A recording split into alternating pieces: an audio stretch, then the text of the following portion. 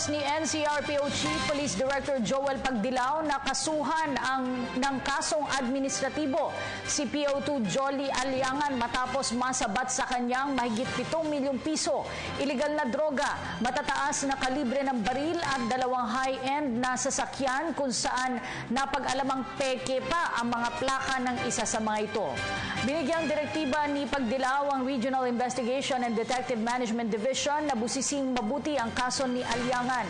Pinasisibak rin sa pwesto ang naturang pulis subalit pansamantala munang suspendido si Aliangan.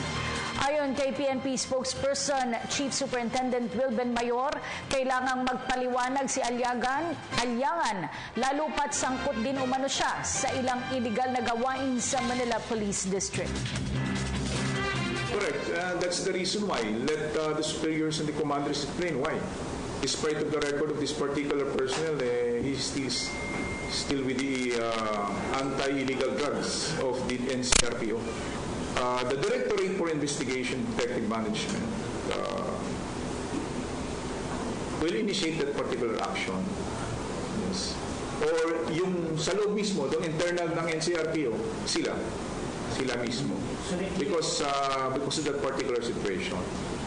Nakalagay yun sa EO na may batas tayo, may rules na pag may mga ganong sitwasyon, especially concern yung subordinate mo, then the superior officer supposedly is question